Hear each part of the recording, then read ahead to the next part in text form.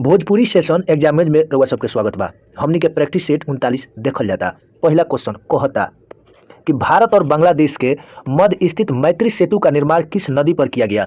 यानी भारत और बांग्लादेश के मध्य जो मैत्री सेतु के निर्माण कइल गइल बा उ कौना नदी पर कइल गइल बा, तो नदी कह दी तो फेनी नदी समझल जाई। और फेनी नदी जो त्रिपुरा से बहते हुए बांग्लादेश के जाए, ध्यान रखे के बा। दूसरा क्वेश्चन कहता कि किस समूह के पौधे को आमतौर पर शैवाल कहा जाता। शैवाल माने अलगी। तो आमतौर पर कौना पौधा के शैवाल कहल जाला, तो ऑप्शन एक थैलोफाइटा। और ये थैलोफाइटा के एग्जाम्पल के बात करें रउआ सब तो स्पाइरोगाइरा सरगासम होला। आ खारे और मीठा जल में ई जनरली जलीय पौधा होले। और पादप जगत के समझ नहीं प्लांटी ग्रुप के सबसे बड़ा समूह, एक तरफ हमनी के जंतु जगत के सबसे बड़ा समूह ऑर्थोपोडा के देखल जाला, तो वहीं पादप जगत के सबसे बड़ा समूह थैलोफाइटा के मानल जाला। इस सब के ध्यान रखम लगन। हमारे भोजन आहार का प्रोटीन घटक मुख्य रूप से किसके लिए उत्तरदायी है। माने हमनी के जौन भोजन करी ले सन तो जौन प्रोटीन घटक के मुख्य रूप से के ओकर जिम्मेवार बा, समझ नहीं, तो वृद्धि और मरम्मत के लिए, समझ नहीं, डेवलपमेंट और टूटल फाटल के लिए समझ लो तनु। मतलब ऐसे कहल जाला कि प्रोटीन खा तबे न शारीरिक विकास हुई। गाँव देहात में लोग कहेला तो प्रोटीन के कमी से क्वासिकर नामक रोग हो जाला, जेमे का हुई हाथ पर पतला हो जाई आ पेटवा टिमकी जैसन हो जाई, ठीक बा। और वयस्क में जो मरासमस रोग हो जाला, वयस्क मतलब कची 18 से 25 वर्ष के एज में लड़का लोग के मरासमस हो जाला प्रोटीन के कमी से। यही से कहल जाला कि प्रोटीन खाते रहो, ध्यान रखल जाई। क्वेश्चन नंबर 4 कहता कि उन सभी कारकों का अध्ययन क्या कहलाता है जो एक विशेष रोग के प्रकटन के लिए उत्तरदायी होता।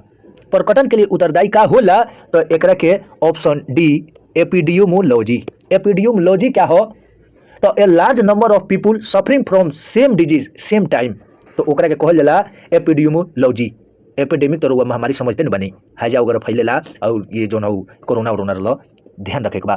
क्वेश्चन नंबर 5 कहता कि एक व्यक्ति में तंत्रिका कोशिका मतलब न्यूरॉन कितना लंबी हो सकती है। माने तंत्रिका कोशिका एगो व्यक्ति में कितना लमहर हो सकता, तो 100 सेंटीमीटर। कितना सेंटीमीटर, 100 सेंटीमीटर, यानी 1 मीटर। 100 सेंटीमीटर बराबर 1 मीटर कहल जाला नु, ध्यान रखे के बाद। क्वेश्चन नंबर 6 कहता कि निम्नलिखित में से किसे मास्टर ग्लैंड के रूप में जाना जाता है, यानी मास्टर ग्रंथि कहल जाला, तो ऑप्शन एक पीयूष ग्रंथि। पीयूष ग्रंथि के हमनी के मास्टर ग्रंथि कहल जाला। और ये पीयूष ग्रंथि के पिट्यूटरी ग्लैंड के नाम से हम लोग जाने ने। एक और ध्यान रखे के बा, इनकर वजन जो होला 0.6 ग्राम होला, मस्तिष्क के आगे ही रहेले। अब बहुत सारा हार्मोन यहीं से सेक्रेशन होला, बहाव होला, ध्यान रखे के बा। क्वेश्चन नंबर 7 कहता कि अर्धसूत्री विभाजन का खोज सर्वप्रथम किसने किया। अर्धसूत्री विभाजन का खोज के कैलस, तो ई ऑप्शन हो जाई तो बीजमैन के हुई, बीजमैन। मुख्य रूप से सेल डिवीजन यानी कोशिका विभाजन जो होला 3 तरीका से होला, ठीक बा। एगो होला समसूत्री, अर्धसूत्री और असूत्री। इंग्लिश में बात करें तो मिटोसिस, मियोसिस और बाइनरी, ध्यान रखेंगे।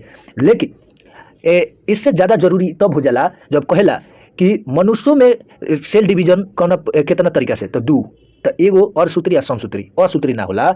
आगे क्वेश्चन नंबर 8 कहता कि आफला नामक विष निम्न में से किससे बनते हैं। आफला जो विष बा यानी टॉक्सिक बा केकरा से बनेला, तो ये बनेला कवक से यानी फंगी से। एकरा के ध्यान रखे के बा। क्वेश्चन नंबर 9 कहता कि निम्न में से किस हार्मोन को दूध जनक हार्मोन कहते। दूध जनक हार्मोन कहते तो ये हो जाला एलटीएच। एलटीएच वो ये एलटीएच हार्मोन से दूध के स्राव होला, ये ध्यान रखे के बा। क्वेश्चन नंबर 10 कहता कि श्वसन के संबंध में कौन सा कथन सत्य है, यानी श्वसन जो हमने लहन ले जा उनमें कौन कथन सही बा, एकरे के चूज करे बा। ऑप्शन एक कहता कि श्वसन एक औपचारिक क्रिया यानी कैटाबोलिक प्रोसेस है, सही है ना बा सही है बा। श्वसन का नियंत्रण मस्तिष्क के मेडुला ऑब्लोंगेटा भाग से किया जाता है, तो बात सही है ना बा। मेडुला ऑब्लोंगेटा पीछे रहेला आ यही से वोमिटिंग कॉय वगैरह के कंट्रोल करेले, तो ऑप्शन ए और दोनों सही बा। और बाकी तो ये अपना एग्जाम के लोगों बा। सेशन अच्छा लगे तो लाइक करे के बा, शेयर करे के बा, कमेंट करवा लोग करते बानी। क्वेश्चन नंबर 11 कहता कि स्थिर गतिज अवस्था में परिवर्तन का प्रतिरोध करने की एक वस्तु की प्रवृत्ति का कहा जाता है, का कहलाला, तो का कहलाला जड़त्व कहलाला। और जड़त्व का नियम सबसे पहले गैलीलियो साहब दले रहे, रउआ लोग के पते बा। लॉ ऑफ इनर्शिया न्यूटन दले रहे। आगे जड़त्व के परिभाषा गैलीलियो ने, लॉ ऑफ इनर्शिया न्यूटन ने।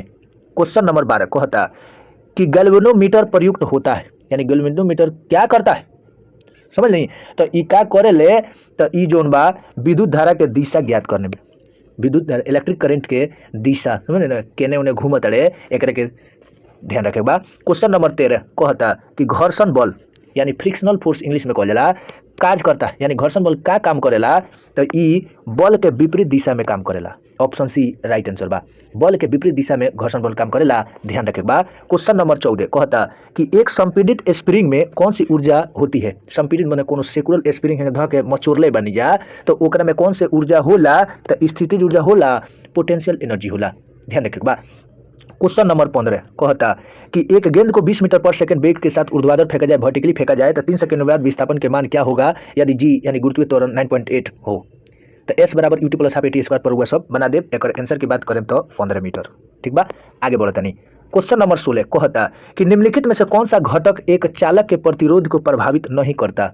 माने कौन से घटक बाय में ऑप्शन में जो चालक के प्रतिरोध यानी कंडक्टर के रेसिस्टेंट के प्रभावित ना करेला, कोनो प्रभाव ना करेला, तो ये होला दबाव, प्रेशर ना करेला। आ प्रेशर ध्वनि पर भी ना करेला। क्वेश्चन नंबर 17 कहता कि प्रथम मगध साम्राज्य का उत्कर्ष किस शताब्दी में हुआ, यानी जौन मगध साम्राज्य रहे ओकर उत्कर्ष यानी कब उजागर भइले कौना शताब्दी में, तो ई 6ठी शताब्दी में, यानी 570-72 ईस्वी तो 6ठी शताब्दी हो जाई। तो मगध साम्राज्य पर राज्य करे वाला वंश के रउआ लोग अगर समझे तो पहले हर्यक वंश अइले, फिर शिशुनाग वंश, फिर नंद वंश, फिर मौर्य वंश, फिर शुंग वंश, फिर कर्ण वंश। ध्यान रखे के बाद क्वेश्चन नंबर 18 कहता कि चंपारण आंदोलन के निम्नलिखित में से कौन सा संबंधित नहीं था। चंपारण आंदोलन से किस संबंधित ना रहे, तो जयप्रकाश नारायण है। चंपारण के घटना 1917 है। आ जयप्रकाश नारायण सुर्खियों मैले 1934 के बादे नु कांग्रेस सोशलिस्ट पार्टी की स्थापना कैले आ 1977 में लोकतंत्र बचाओ के नारा रहले। ठीक बा, और भारत छोड़ो में हजारीबाग जेल में से भगल है। ठीक बा, और चंपारण आंदोलन जब गांधी जी करत रहे तो विरोध एनजी रंगा कैले काहे एगो घर में दूगो किचन न रही। ध्यान रखे के बाद क्वेश्चन नंबर 19 कहता कि 1857 के विद्रोह के सफलता के बाद मुगल बादशाह बहादुर शाह जफर द्वितीय को कहां से गिरफ्तार किया गया। यानी 1857 के विद्रोह जो असफलता हो गई, माने अंग्रेज सब जबा दहलन सो, तो मुगल बादशाह कहाँ से पकड़ल गए गिरफ्तार भइले, तो ई हुमायूं के कब्र के पास लेफ्टिनेंट हडसन है। यानी हुमायूं के मकबरा के पास ही पकड़ैले आ लेफ्टिनेंट हडसन पकड़लस। तो हम लोग देखबे करी सो कि दिल्ली से हडसन आ निकोलसन रहले और इनका के वही बेरा रंगून म्यांमार में भेज दल गई। 1862 में इनकर मृत्यु हो जाला। क्वेश्चन नंबर 20 कहता कि सुभाष चंद्र बोस ने किस आंदोलन के बारे में कहा था कि जब भारतीयों को उत्साह चरम पर था तब आंदोलन वापसी की घोषणा राष्ट्रीय विपत्ति से कम नहीं थी। तो ये कहले रहले असहयोग आंदोलन। हमनी के जानते बानी सो कि असहयोग आंदोलन 1 अगस्त 1920 से चालू भइल आ चावरा चोरी घटना हो गई 4 या 5 फरवरी 1922 के। तो गांधी जी 7 दिन के बाद निर्णय ले कि ना अब एकरा के बंद कर दिया। तो 12 फरवरी 1922 के गांधी जी असहयोग आंदोलन के खत्म कर दिले। यही पर सुभाष चंद्र बोस अपन टिप्पणी दहले कि सारा लोग में क्रांति हो गई रहा, तो का कर रहा बंद कैला के। ठीक बा, ध्यान रखे के बा। क्वेश्चन नंबर 21 कहता कि नेहरू रिपोर्ट के अध्यक्ष और इसके विषय के सम्मिलित जोड़े का चयन कीजिए। यानी नेहरू रिपोर्ट जो आई ओकर अध्यक्ष के रहे। ठीक बा, जब अध्यक्ष रहे तो उसकर विषय क्या रहे एकरा के हमनी के बतावे के बा। तो एकर हो जाई ऑप्शन सी मोतीलाल नेहरू और भारत में संवैधानिक व्यवस्था।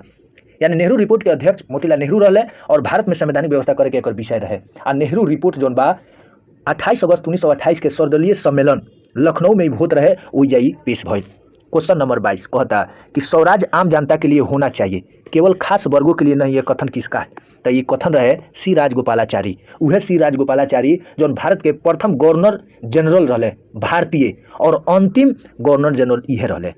ध्यान रखे के बाद क्वेश्चन नंबर 23 कहता कि अगस्त 1932 ईस्वी के रेमजे मैकडोनाल्ड के सांप्रदायिक पंचायत के द्वारा पहली बार निम्न में से किसके लिए पृथक निर्वाचक समूह बनाया गया, तो ई बनौले अछूतों के लिए। यानी खाटी भाषा में देहाती भाषा में समझिम लोग तो दलितों के लिए। ठीक बा, रेमजे मैकडोनाल्ड ई घोषणा कैले और इहे बात के लेके पूना पैक्ट गांधी जी आ अम्बेडकर के बीच भइल। ठीक बा, और कब भइली 24 सितंबर 1932 में यरबदा पुणे सेंट्रल जेल में। एकरा के भी ध्यान रखे के बा। हालांकि ओहू पर गांधी जी नाखुशे रहले। ठीक बा, काहे रहले, तो अम्बेडकर कहते रहे कि कोनो दलित खड़ा हो या दलिते वोट दी। गांधी जी के नागवाज गुजरल कहले ना ई कैसे हो सकेला। तो पुना पैक्ट के बावजूद भी गांधी जी हस्ताक्षर ना कैले, राजेंद्र प्रसाद कैले। एक ध्यान रखे बा। क्वेश्चन नंबर 24 कहता कि हड़प्पा स्थलों में से मिले अनाजों में बाजरा के दाने निम्न में से किस स्थल से मिला, तो किस स्थल से मिल रहे। हड़प्पा स्थल जो भी सिंधु सभ्यता रहे उनमें अनाज में बाजरा के दाना कहाँ मिल रहे, तो गुजरात में। आ गुजरात में अगर लोग सब जाने तो लोथल, धौलावीरा और सुतकुर्दा में मिल रहे। ध्यान रखे के बा।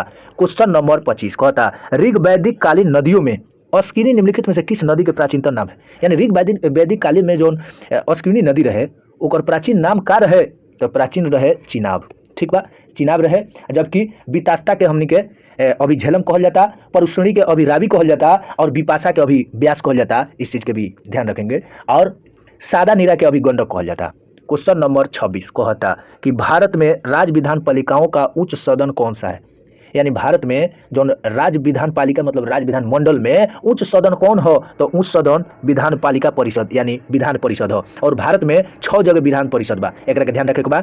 बिहार बा, उत्तर प्रदेश बा, महाराष्ट्र बा, कर्नाटक बा, तेलंगाना बा, आंध्रा बा, 6 जगह बा नु, ध्यान रखे बा। पहले 7 जगह रहा तमिलनाडु रहा, तो तमिलनाडु हट गई। आ जैसे वो हटल तो उन्हें से ममता बनर्जी कहतारी कि ना हमरो को ढुक ढाक कैले बड़ी हो कि विधान परिषद आवल जाओ, काहे से कि वो कब हार जाता रही तो दिक्कत हो जाता। आगे क्वेश्चन नंबर 27 देखल जाई, कहता 1947 में लॉर्ड माउंटबेटन द्वारा घोषित भारत और पाकिस्तान के लिए सीमा आयोग के अध्यक्ष कौन थे? तो ओबरा के अध्यक्ष रहे तो सिरिल रेडक्लिफ रहे। इस सिरिल रेडक्लिफ जौन बा बंटवारा कैले, हालांकि 15 अगस्त 1947 के हमनी के देश आजाद हो गई, लेकिन अभी हिस्सा बंटवारा ना भइल कि तू हेपर से आ तू हेपर से। ई कब भइल? 17 अगस्त 1947 के भइल, आधिकारिक घोषणा कर दिल गई ये रेडक्लिफ द्वारा। आगे क्वेश्चन नंबर 28 कहता कि निम्नलिखित में से कौन सा विषय पंचायती राज संस्थाओं के शक्तियों के अंतर्गत ना आवेला? नहीं आता है तो ये न्यायिक पुनर्वीक्षण यानी न्यायिक पुनर्लोकन बा, ये पंचायती राज व्यवस्था के बात के नहीं है, ये सुप्रीम कोर्ट और हाई कोर्ट के अंतर्गत आवेला, ठीक बा। आर्टिकल 137 में वर्णित बा। क्वेश्चन नंबर 29 कहता कि कानूनी विषयों पर राज्य सरकार को कौन परामर्श देता है? तो कानूनी विषयों पर राज्य सरकार के परामर्श देवे ले तो ये महाधिवक्ता, महाधिवक्ता के इंग्लिश में एडवोकेट जनरल कहल जाला, ठीक बा। ये राज्य सरकार के प्रथम विधि अधिकारी हुए, ये सलाह देले। आ जबकि भारत सरकार के प्रथम विधि अधिकारी कह देला तो महान्यायवादी समझल जाई। क्वेश्चन नंबर 30 कहता कि भारतीय संविधान में किसके अंतर्गत पंचायती राज प्रणाली की व्यवस्था की गई? किसके अंतर्गत पंचायती राज की व्यवस्था की प्रणाली की गई है? तो राज्य के नीति निर्देशक तत्व यानी डीपीएसपी। आर्टिकल के बात करें लोगन तो आर्टिकल 40 पंचायतों का गठन के बात करेला। क्वेश्चन नंबर 31 कहता कि अंतर्राष्ट्रीय शांति सुरक्षा को बढ़ावा देने से संबंधित प्रावधान भारतीय संविधान के निम्नलिखित में से किसके एक भाग के रूप में उल्लेखित है? तो शांति, अंतर्राष्ट्रीय शांति और सुरक्षा का बढ़ावा आर्टिकल 51 में बा। आज जब आर्टिकल 51 में बात करें तो डीपीएसपी राज्य के नीति निर्देशक सिद्धांत आइए न जाई, आयरलैंड से लेवल बा, ध्यान रखे के बा। क्वेश्चन नंबर 32 कहता कि निम्नलिखित में से किस अधिनियम द्वारा भारतीय विधान परिषद के स्थान पर द्विसदनीय व्यवस्था का गठन किया गया? तो द्विसदनीय व्यवस्था का गठन किया गया 1919 में। 1919 के ये अधिनियम में प्रांतों में, ठीक बा, द्वैध शासन, प्रांत मैंने समझ गई नहीं, जो राजवाड़ा रहे वो प्रांतों में द्वैध शासन लागल गई। आज जबकि केंद्र में द्वैध शासन कह दी तो 1935 में। प्रांतों में स्वायत्तता कब आया? तो 1919 में, ध्यान रखे के बाद। क्वेश्चन नंबर 33 कहता एक नया राज्य बनाने में संवैधानिक संशोधन के लिए कैसा बहुमत चाहिए? तो कैसा बहुमत चाहिए कोनो नया राज्य बनावे के बाद? तो साधारण बहुमत चाहिए, ठीक बा, साधारण बहुमत से बात बन जाई। और ये आर्टिकल 3 में वर्णित बा, ध्यान रखे के बा। क्वेश्चन नंबर 34 कहता निम्नलिखित में से कौन सा अफ्रीका महाद्वीप का सबसे ऊंचा शिखर है? यानी अफ्रीका का सबसे ऊंचा शिखर कौन बा? तो माउंट किलिमंजारो। ये माउंट किलिमंजारो तंजानिया में बा, और तंजानिया जहां आईआईटी मद्रास अपन ब्रांच खोले बा। क्वेश्चन पूछले बा बीपीएससी टीआरई 3rd में प्राथमिक शिक्षक में पीआईटी में। क्वेश्चन नंबर 35 कहता कि निम्नलिखित में से कौन सा बाल्कन राज्यों में शामिल नहीं है? बाल्कन राज्यों में कौन शामिल नहीं है? तो इटली, ठीक बा।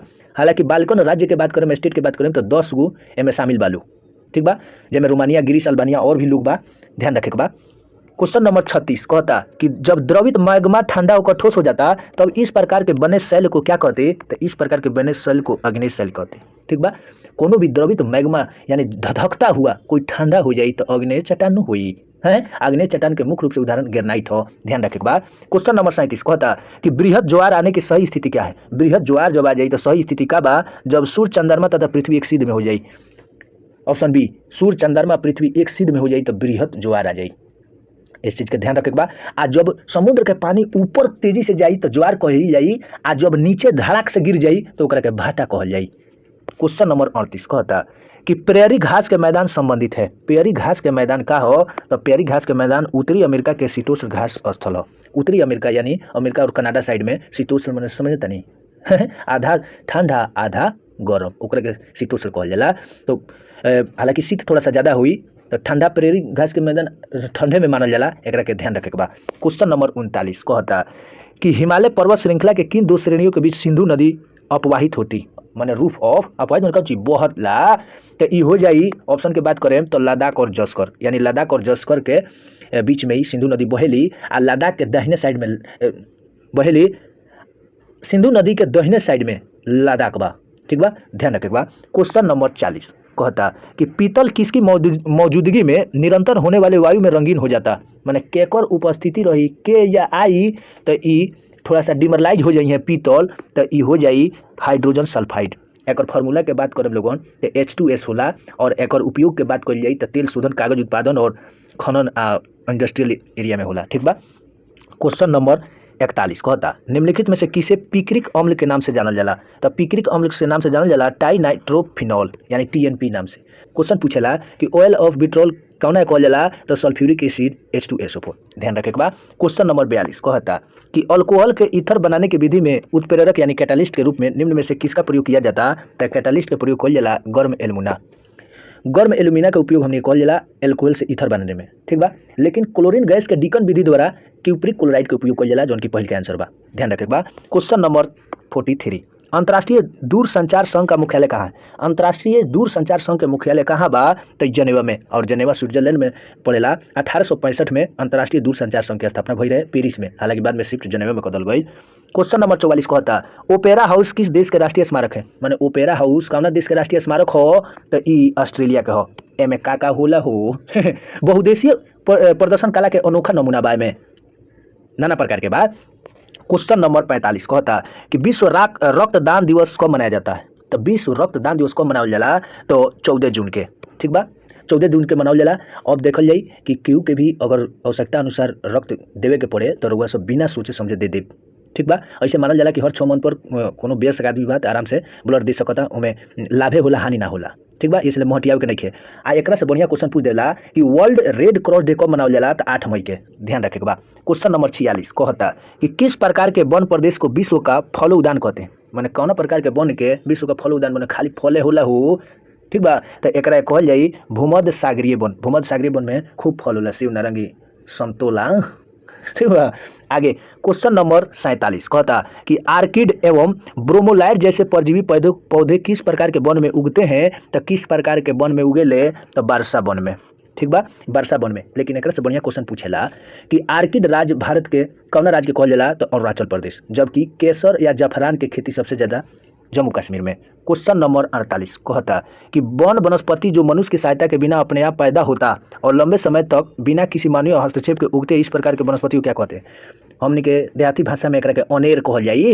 ठीक बा, बिना कुछ के एंगे फालतू के उग जाला तो एकरा के कहल जाई अक्षत वनस्पति, बिना छुआछूत के ससुरा हो गई। क्वेश्चन नंबर 49 कहता कि निम्नलिखित में से किस प्रदेश के पौधे में ट्री रिंग सर्वाधिक दृश्यमान होते। ट्री रिंग माने ट्री समझ जानी एकदम गोला टाइप के रिंग दिखाई दी, तो ई हो जाई ऑप्शन बात करें तो समशीतोष्ण पौधा। समशीतोष्ण पौधा ठीक बा, उहे ना ज़्यादा ठंडा ना ज़्यादा गर्मी वाला पौधा वाला। क्वेश्चन नंबर 50 कहता निम्नलिखित में से वैज्ञानिकों में से किसने नवीन सापेक्षता सिद्धांत प्रतिपादित किया। अब बहुत सारे लोग बिना देखे सुने सापेक्षता सिद्धांत देखे ले अब खोजे लगे आइंस्टीन है, तो ये गलत बात बा। ये कहता कि नवीन सापेक्षता के सिद्धांत दिले रहे JB Narlikar. Option A right answer. हालांकि और बढ़िया क्वेश्चन तब बन रही जो ऑप्शन एगो दे दल रही आइंस्टीन। ठीक बा, हालांकि एक तरह से पूर्व में आइंस्टीन साहब जो बा सापेक्षता का सिद्धांत दिले रहे। ठीक बा, तो आज के 50 क्वेश्चन सिलसिला खत्म हो गई। हमने कहेंगे सिलसिला जारी रही, तब तक के लिए रउआ देखत रही। चैनल के सब्सक्राइब करी, लाइक शेयर कमेंट करते बानी। धन्यवाद।